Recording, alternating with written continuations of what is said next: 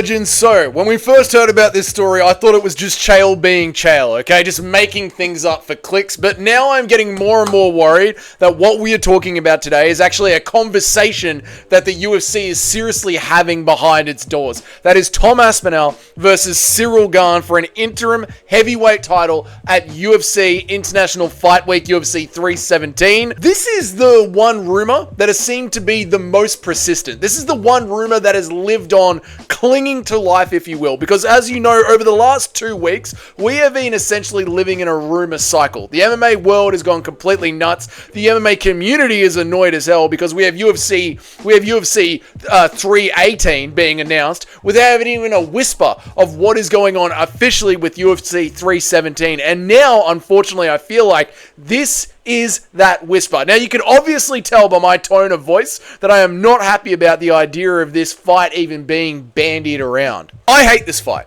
I absolutely hate this fight. I believe that this is the worst fight that could be made in the history of the entire UFC. I truly believe that, right? Already, the rankings are an absolute joke, okay? So, we could throw away the entire ranking system, but if we are going to make Tom Aspinall defend the interim title yet again, we might as well just throw away the entire belt system as well. That makes absolutely no sense as well. We're already so dangerously close to the belt system making absolutely no sense at all. With what happened last year, with Magomed Ankalaev being overly booked so that he wasn't going to be available to fight Alex Pereira, and instead we threw in Khalil Roundtree off of a drug suspension because it just seemed like it was going to be a good time. And yeah, at the end of the day, it was a good time, but why are we making fights like this and overbooking legitimate contenders? Again, it's happening with Tom Aspinall, and you can't even say, oh, you're upset about it happening to Tom, but you weren't upset about it happening to Magomed. We were all making videos about how Magomed Ankalaev deserved the title shot last year, man.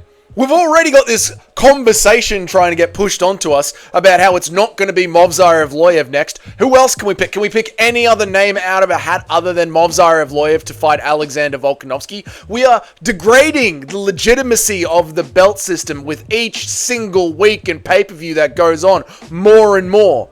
Anyway, so look, all of this is piggybacking off an interview done with UFC commentator Dean Thomas, a former UFC fighter, UFC commentator Dean Thomas. And once again, to me, it's about where the narrative is coming from that is scaring me so much, okay? Like, we're not going to listen to the entire interview. We're just going to listen to a clip of that interview, but we're going to break it down. And I just want you guys to look at this from the perspective that I am seeing this from, okay? Like, first we had Chael Sonnen start these rumors. And Chael Sonnen, while we all laugh about how everything that he says is just lies, Chael Sonnen should not be allowed to just start rumors. Like, Chael Sonnen is one half of ESPN MMA's biggest show, and ESPN is the licensed broadcaster of the UFC. Like, unfortunately, Chael does speak with a level of authority. He shouldn't be allowed to do that. And now, too, we have Dean Thomas, who is an analyst from the UFC. He is one of the voices of the Octagon that we hear on the broadcast every single weekend, whether it's at a pay-per-view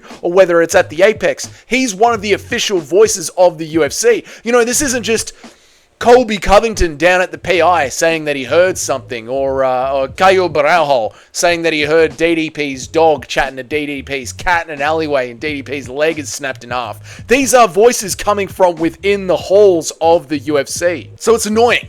It's annoying. So I apologize for so much foreplay, but I think it's important that we set the stage correctly so we understand where all the pieces on the chessboard are before we get into it, okay? Because now we're going to listen to Mr. Thomas and we're going to listen to what he has to say. So let's have a listen to it. Sitting here, if you had to put your money on it, what do you think is the headliner of UFC 317? If I had to put my money on it, I think they convinced Tom Aspinall to fight Ciryl Gane. Okay, I hate that. Listen to this, right? Okay? He takes a big old deep breath. If you had to put your money on it, what do you think that is the outcome? Like, that means, like, as a betting man, right? If you were going to take your own money out and put it on there, are you going to... And then what does he say here? Does he say, I think they convinced? Or I think they convince? What do you hear here? I think they convinced Tom Aspinall to fight Ciryl. I think they convinced Tom Aspinall or convinced Convinced. I think they convinced Tom Aspinall to fight Ciryl Gane. Okay, I think if I had to put my money on it, I think that's the one that's being this far out. Like we're a couple weeks away, and it's 2 months. Yeah, we're 2 months out, and I think that they'll throw a number. Like Tom wants to fight, and he'll be like, "All right, I'll fight." And I think they'll throw a number at Ciryl Gane. It won't be ideal for him, but they'll throw a number that he can't refuse, and he'll have to take it. And I think it makes more sense that way. Oh my God, I hate this so much. I mean, this is the problem, right? I believe what Dean is saying. I believe Dean. I know it's Dean. I believe what Din is saying here. Like, I can see the UFC resorting to this. It's such an easy fix for the UFC. Tom Aspinall is essentially staying ready all year long. Tom Aspinall is ready just in case Jon Jones says, I want to go in 8 weeks, I want to go in 4 weeks. So they know that Tom Aspinall is relatively healthy. He's always within striking distance of a training camp. He is staying busy. Every single day, they know Tom is ready to go, right? And they know that Ciryl Gane wants a title shot as well. And if they offer it to Ciryl Gane with enough money, Ciryl Gane is going to say yes. Because the fact is, they know, and Ciryl Gane knows, that the entire fan base saw that he lost to Alexander Volkov, right? And they've got that, you kind of lost to Alexander Volkov, swinging over the top of Ciryl Gane's head. So they can play with Ciryl Gane a little bit. They can play with Ciryl Gane. And if Ciryl Gane wants to play hardball, I mean, Arman Tsarukyan is getting put to the back of the line. If Arman Tsarukyan can get put to the back of the line because he had a legitimate injury, yeah? If Movsar Evloev is ending up lower on the rankings than Yair Rodriguez, anybody can go to the back of the line. So they can go up to Ciryl Gane.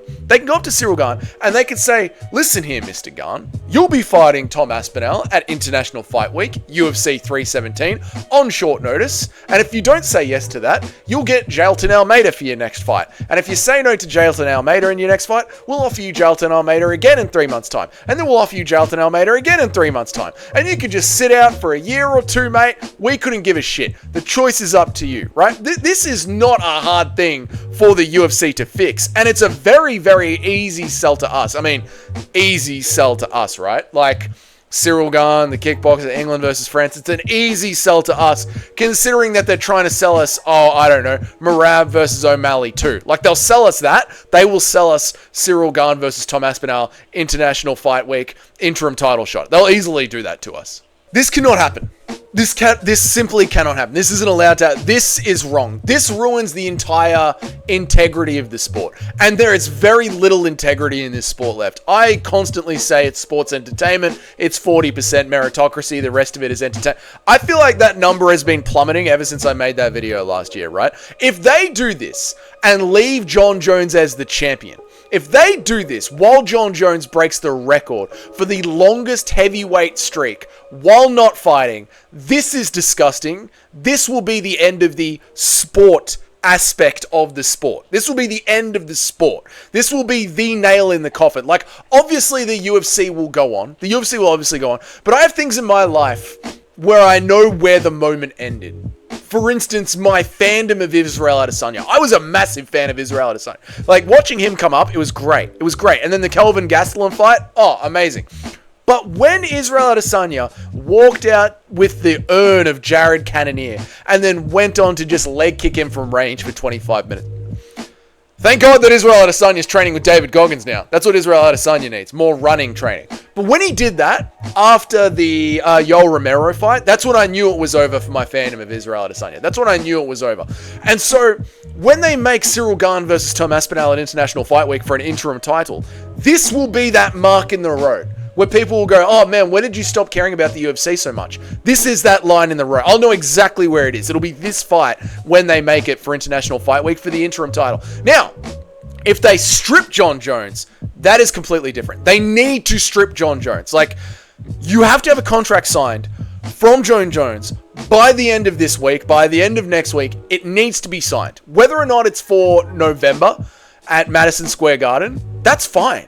but it needs to be signed. You cannot have Jon Jones sitting on his title while Tom Aspinall fights again. That cannot happen. So either Tom Aspinall fights for the legitimate title, or they don't fight Tom Aspinall at all, and they have the ink dry, the contract signed, Tom Aspinall versus Jon Jones. They don't have to announce it to us, but you cannot have Tom Aspinall fight again, and you need to have Jon Jones' name on the dotted line that he will fight at Madison Square Garden in November.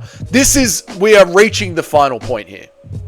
And for the last time, like, the reason that Jon Jones deserves to be stripped, for the extra special Jon Jones fans out there, and there are, believe it or not, there are extra special Jon Jones fans out there, like the honest Jon Jones fan, the hardest Jon Jones fan, the really special Jon Jones fans out there. That's the wrong one. The really special Jon Jones fans out there. Jon Jones didn't fight for 3 years before his fight with Gane. When he finally returned, he won in swift and dominant fashion. So when he requires 6 months to prepare for Tom Aspinall, he's cooking away another flawless victory. He ain't afraid. The goat works in mysterious ways. This has to be a parody account. Like, this legitimately has to be a parody account, okay? He initially had his title shot against Ciryl Gane. Fair enough, fine. But then he went in to fight Stipe Miocic. Right? Stipe, who had been retired at that point for 3 years. He injures himself, yeah?